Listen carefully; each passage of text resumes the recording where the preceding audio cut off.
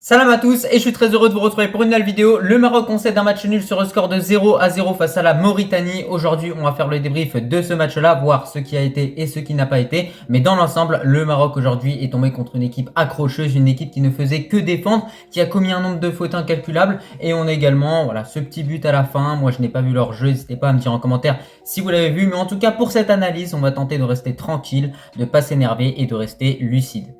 Comme toujours, juste avant qu'on commence avec ce débrief, si ce n'est pas fait, je t'invite à t'abonner, à liker et à commenter cette vidéo. Et un très grand merci à l'ensemble des personnes qui feront ça. Premièrement, concernant la première mi-temps, j'ai trouvé qu'elle a beaucoup ressemblé à la première mi-temps que nos Lions d'Atlas ont livré contre l'Angola. Mais bien évidemment, Walid Regragui a effectué des modifications en commençant par le système. On avait un Maroc organisé en 4-4-2 avec un Brahim Diaz positionné en soutien de Rahimi, ce qui était très intéressant. On a pu voir que petit à petit, les automatismes sont en train de venir parce que les transmissions commencent à être de plus en plus fluides entre les joueurs. On a vu beaucoup d'échanges entre Ziyech et Brahim Diaz. Ça m'a d'ailleurs surpris de voir à quel point ces deux joueurs-là se trouve assez bien sur le terrain. De l'autre côté, Ben Seguir, franchement, il est juste exceptionnel. Déjà, sur ce premier match contre l'Angola, il m'a vraiment surpris. Mais alors là, face à la Mauritanie, il confirme sa bonne performance. On voit un joueur qui est très actif sur son côté, qui est vif, qui est bon en accélération. Franchement, ça fait du bien d'avoir du 109 comme ça. Alors, il ressemble beaucoup à Sofiane Boufal en style de jeu, donc c'est vraiment très intéressant. Surtout que voilà, c'est aussi un joueur qui tente sa chance parce qu'il a failli marquer d'ailleurs dans ce match-là durant cette première mi-temps en allant provoquer sur le côté gauche. Donc, il faut vraiment qu'il continue sur cette lancée.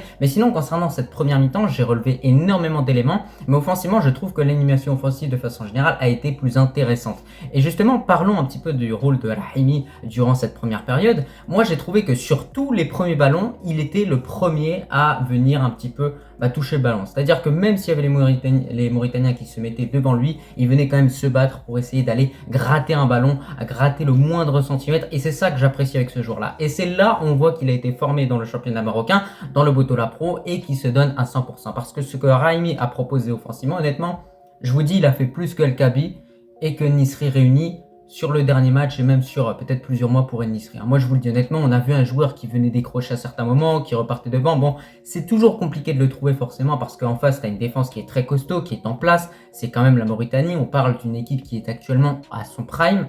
Voilà, il n'y a jamais eu d'équipe mauritanienne aussi bonne que cette équipe-là actuellement. Donc ça, faut pas l'oublier et faut le mentionner. Donc au final, on a vraiment vu un Rahimi qu'on arrivait à trouver plus facilement par rapport à Enisri et El Kabi, tout simplement parce qu'on avait un joueur qui bougeait beaucoup, qui faisait énormément d'efforts offensivement et surtout techniquement, ce qui est vraiment agréable à voir, c'est qu'on a un joueur qui a le niveau. Voilà, il a le niveau techniquement, il est capable de te faire un contrôle-passe, il est capable de savoir dribbler à certains moments et ça, c'est ce qu'on voit pas avec El Kabi. Je suis désolé, tu mets El Kabi pour dribbler, il est incapable de le faire. Enisri, c'est la même chose. Moi, je l'ai toujours dit, en équipe nationale, il nous faut un attaquant technique ou bien un attaquant qui prend le ballon et qui frappe et qui marque. Voilà, il nous faut simplement ça. Et aujourd'hui, Rahimi, c'est un joueur qui techniquement est bon, donc peut-être qu'il est réellement la solution. On va voir comment ça va se passer, bien évidemment, sur les prochains mois et sur le restant de ce match-là. Maintenant, la réalité, c'est que offensivement, également, ce que j'ai remarqué au niveau de notre équipe nationale, c'est que Brahim Diaz, en termes de percussion, nous apporte réellement une plus-value. Ça, on l'a vu. On voit qu'on a un joueur qui fait des différences à certains moments. Mais à chaque fois il revient sur son pied, il refait une passe. C'est dommage qu'il n'essaye pas de centrer ou simplement de frapper à chaque fois qu'il conclut une action. Pourquoi on essaye toujours de se rapprocher un peu plus du but? Faudrait peut-être essayer de frapper de plus loin. Je sais pas comment faire parce que il peut y avoir une frappe qui peut être contrée et derrière ça peut faire but. Et surtout il y a quelque chose que j'ai beaucoup apprécié dans le jeu de possession proposé par Walid Regragui parce que concrètement le Maroc a vraiment eu plus de 70% de possession durant la première période. C'est tout simplement le fait qu'à certains moments, notre équipe nationale jouait en une touche de balle. Et ça, c'est très intelligent parce que logiquement, quand tu vas prendre 10 secondes à construire une action, si tu joues en une touche de balle, tu vas prendre 5 secondes. Ça te permet de gagner un temps fou et ça te permet vraiment de surprendre ton adversaire. Donc ça, c'est vraiment quelque chose qu'il va falloir continuer. Mais le petit problème, le petit mouchkil, comme on dit, c'est qu'à chaque fois qu'on faisait ces petites combinaisons avec ces transmissions fluides et qu'on arrivait à trouver des situations, on centrait tout le temps. Voilà, on frappait pas, on essayait tout le temps de centrer. Avec d'ailleurs Atiatalla et Hakimi qui ont été très actifs sur leur côté. Voilà, on les a vus très haut sur le terrain. Mais on voit qu'en face, quand même, il y a un sacré bloc, il y a une équipe mauritanienne qui est solide. Alors maintenant, la question qu'il faut se poser, Pourquoi le Mali arrive à battre cette équipe 2-0 et pourquoi nous on galère? C'est ça le réel problème et l'énigme auquel on fait face. Sinon, je trouve franchement que défensivement, le Maroc s'est plutôt montré solide. Après, bien évidemment, il y a un gros problème qu'il va falloir régler, c'est au milieu de terrain. On voit que parfois, lorsque les joueurs défendent, ils se marchent dessus. On a El Azzouzi qui vient, Richardson, Brahim Diaz, même Hakim Ziyech qui vient aussi défendre. Et donc forcément, les trois, ils vont sur un seul joueur, ils se gênent et derrière le joueur arrive à passer. Donc c'est ça. C'est un gros problème que notre équipe nationale a eu à plusieurs reprises, mais bon, derrière, après, c'est stoppé par Aguerd ou Chadi Riyad, donc il n'y a pas de problème. Donc dans l'ensemble, concernant cette première mi-temps, le Maroc a plutôt proposé quelque chose de bon en termes d'animation offensive. Maintenant, le réel problème, c'est qu'on galère à se créer des occasions. On se crée beaucoup de situations, mais il y a une différence entre les situations et les occasions. Enfin, ce que j'ai beaucoup apprécié, c'est que Brahim Diaz garde ce rôle de meneur du jeu. On voit qu'à chaque fois, il est partout sur le terrain et il court partout. Vraiment, on le voit partout. Voilà, on le voit partout, c'est simple, Brahim Diaz, il est partout sur le terrain. Il y a toute sa famille qui le regarde, donc on voit clairement qu'il se donne à fond et il se donne à 200% pour le maillot. Et honnêtement, jamais je me serais imaginé qu'il allait se donner autant pour le Moultakhab, pour le Maroc, pour le Royaume.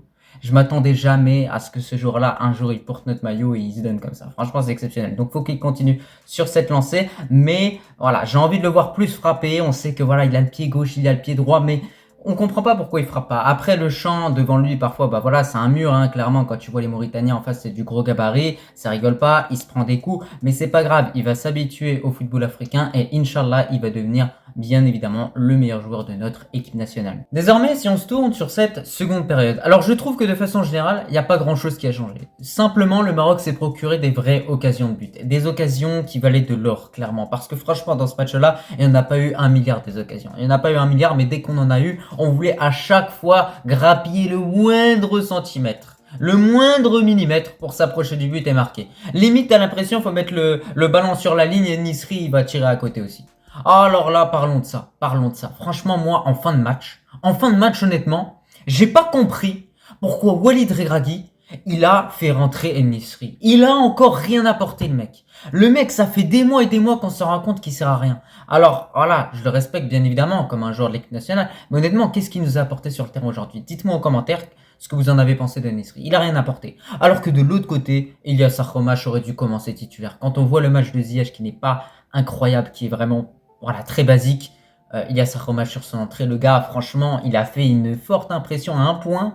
Voilà, on l'oublie parce qu'il y a Brahim Diaz et il y a Ben Seguir qui sont nouveaux, mais en réalité, Ilyas Akromash qu'il a proposé sur son entrée, c'est vraiment du très haut niveau. Voilà, il rentre dans un match très compliqué, où ça envoie du lourd, où ça envoie des gros coups, il y a beaucoup de duels, et il arrive à faire des dribbles de fou. Le mec, techniquement, on voit qu'il a un niveau exceptionnel. Donc moi, je vous le dis, ce Ilyas Akromash, je veux le voir avec plus de temps de jeu. Deuxième remarque à faire, Ounahi. Alors franchement, lui, j'aimerais bien comprendre. Non mais le gars, quand on le met titulaire, il nous propose un niveau vraiment de bas étage. Et quand tu le mets remplaçant et que là, il a la frustration, il rentre et il te fait une entrée mais magistrale. Donc la prochaine fois, il faudra le mettre dès le début. Je sais pas comment faire. Peut-être on va laisser un joueur, on le laisse jouer 5 minutes. Ensuite, on va faire rentrer Ounahi. Et peut-être qu'il aura le niveau. Non mais franchement, faut qu'on m'explique parce que Ilyas Akromash, Ounahi, on fait vraiment une superbe entrée. Le Maroc, voilà, s'est frotté en face à une équipe mauritanienne qui n'a fait que défendre, qui n'a fait que commettre des fautes. Et j'ai envie de vous dire qu'aujourd'hui, on peut remettre en cause notre équipe nationale qui a encore du mal à marquer et à réellement franchir cette barrière. Mais la réalité, c'est qu'on a quand même affronté une équipe en face qui était une équipe qui ne jouait pas au football, qui essayait de couper nos actions par tous les moyens, qui commettait des fautes et des fautes. Donc au final, notre équipe nationale a été mauvaise aujourd'hui, n'a pas été parfaite, mais en réalité, en face, on se rendre compte qu'on avait une équipe qui ne jouait pas au football, qui a placé tout simplement son bus et qui s'est dit, voilà, on va attendre et on va voir ce que ça va donner. Et aujourd'hui, ils ont réussi leur stratégie. Et c'est ça ce qu'ils ont fait à la CAN aussi également. Donc c'est là où on voit qu'il y a un problème.